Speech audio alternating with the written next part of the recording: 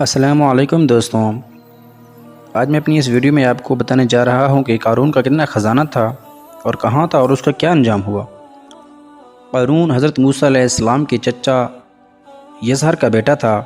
بہت ہی شکیل اور خوبصورت آدمی تھا، اسی لیے لوگ اس کے حسن و جمال سے متاثر ہو کر اس کو منور کہا کرتے تھے۔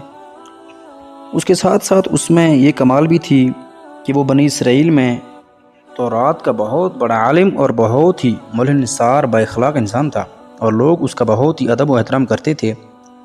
لیکن بے شمار دولت اس کے ہاتھ میں آتے ہی اس کے حالات میں ایک دم تغیر پیدا ہو گیا اور سامری کی طرح منافق ہو کر حضرت موسیٰ علیہ السلام کا بہت بڑا دشمن ہو گیا اور اعلیٰ درجے کا متکبر اور مغرور ہو گیا۔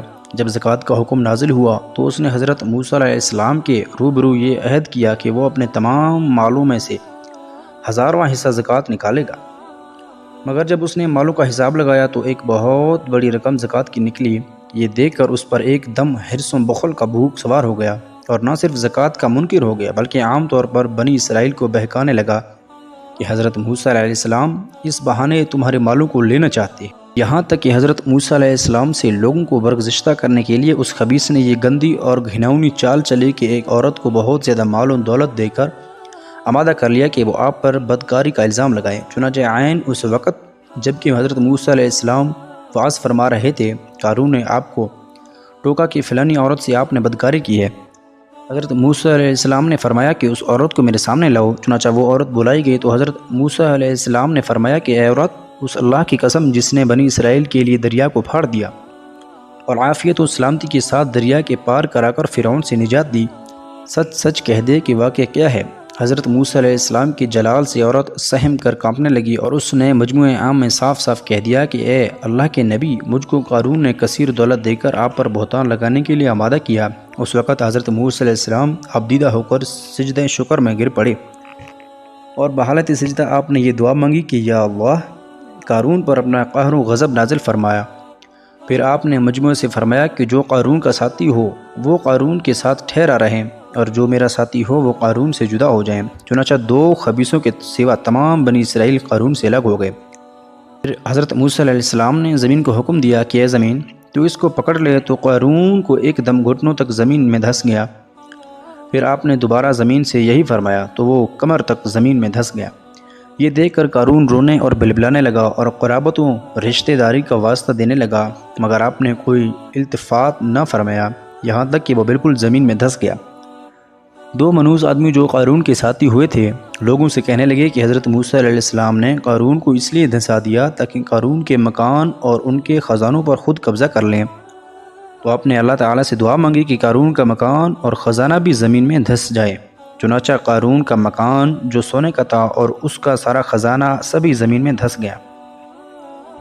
اس کو قرآن کی زبان سے سنیے۔ اللہ تعالیٰ کا ارشاد ہے کہ ہم نے قارون کو اتنے خزانے دیے تھے کہ ان خزانوں کی کنجیاں ایک مضبوط اور طاقتور جماعت مشکل اٹھا سکتی تھی۔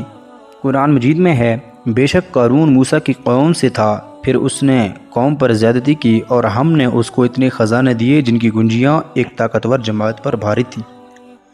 حضرت موسیٰ علیہ السلام کی نصیحت۔ حضرت موسیٰ علیہ السلام نے قارون کو جو نصیحت فرمائی وہ یہ ہے کہ جس کو قرآن مجید نے بیان فرمایا، اسی خیر خواہی والی نصیحت کو سن کر قارون حضرت موسیٰ علیہ السلام کا دشمن ہو گیا۔ غور کیجئے کہ کتنی مخلصانہ اور کس قدر پیاری نصیحت ہے جو حضرت موسیٰ علیہ السلام کے ساتھ ساتھ ساری قوم قارون کو سنا رہی تھی۔ جب اس سے اس کی قوم نے کہا اتراؤ نہیں، بے شک اللہ اترانے والوں کو پسند نہیں کرتا، اور جو مال تجھے اللہ نے دیا اس کے ذریعے آخرت کا گھر طلب کر اور دنیا سے اپنا حصہ نہ بھول اور احسان کر جیسے اللہ نے تجھ پر احسان کیا، اور زمین میں فساد نہ کر، بے شک اللہ فسادیوں کو پسند نہیں کرتا۔ قارون نے اپنے مال کے گھمنڈ میں اس مخلصانہ نصیحت کو ٹھکرا دیا اور خوب بن سور کر تکبر اور غرور سے اتراتا ہوا قوم کے سامنے آیا اور حضرت موسیٰ علیہ السلام کی بدگوئی اور ایذا رسانی کرنے لگا۔ اس کا نتیجہ کیا ہوا اس کو قرآن کی زبانی سے سنیے اور خدا کی اس قاہرانہ گرفت پر خوف الہی سے تھراتے رہے۔ اللہ اکبر۔ تو ہم نے اسے اور اس کے گھر کو زمین میں دھسا دیا تو اس کے پاس کوئی جماعت نہ تھی جو اللہ کے مقابلے میں اس کی مدد کرتی اور نہ وہ خود مدد کر سکتا۔ یہ عبرت ناک واقعہ ہمیں یہ درس ہدایت دیتا ہے کہ اگر اللہ پاک مال و دولت عطا فرمائے تو اس فرض کو لازم جانیں کہ اپنے اموال کی زکوٰۃ ادا کرتا رہے اور ہرگز اپنے مالوں دولت پر غرور اور گھمنڈ کر کے نہ اترائیں، کیونکہ اللہ تعالیٰ ہی دولت دیتا ہے اور جب وہ چاہتا ہے پل بھر میں دولت چھین بھی لیتا ہے۔